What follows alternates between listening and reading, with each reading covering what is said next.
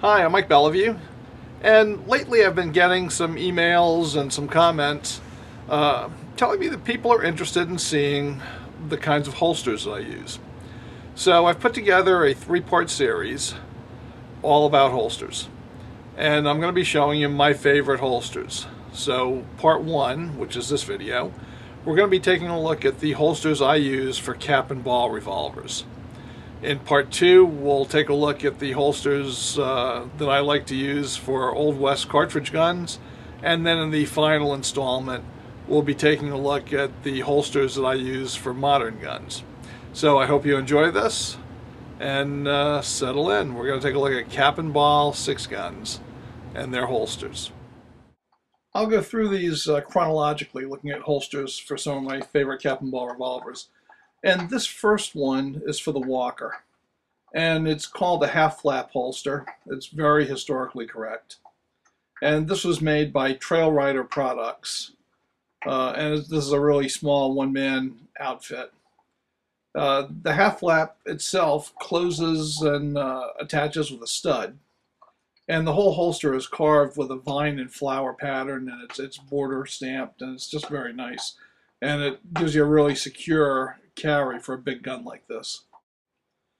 Next, we'll take a look at the third model Dragoon. This holster is called a civilian half flap, and as you can see, it's pretty similar to Trail Rider's holster.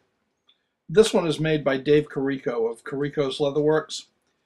Dave does a lot of movie work, and he made all the saddle and horse leather for the recent remake of True Grit.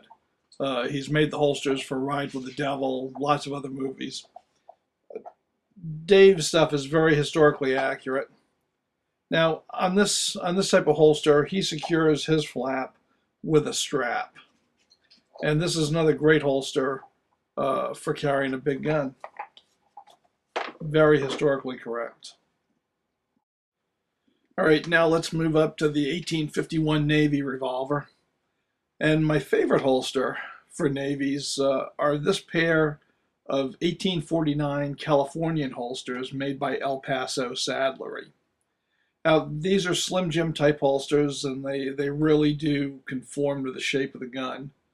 And I've got them set up for a cavalry type twist draw, just like Wild Bill. I've got a couple of holsters I really like for 1860 Army replicas. The first is another civilian half flap by Dave Carrico. And this was the first holster I ever got from Dave. I've had it for a long time, and I really do enjoy the authentic styling. Now, my most often used 1860 holsters are a pair of Slim Jims that were made by Marty Overstreet at Circle Bar T Leatherworks. I only have one holster dedicated to the Starr revolver, and this is a full flap military style holster. It's made by Stan DeLenga at Wolf Ears Equipment, and it's a great rugged holster. I've had it for, golly, 15 years probably. And last but not least, this is my favorite holster for the Remington New Model Army revolver. These Mexican double loop holsters are made by Triple K. Now, they started off as plain Jane holsters, but I unstitched them, and then I added the nickel spots and the conchos and put them back together, and here they are. And that pretty much wraps up my favorite holsters for cap and ball. I hope you enjoyed it.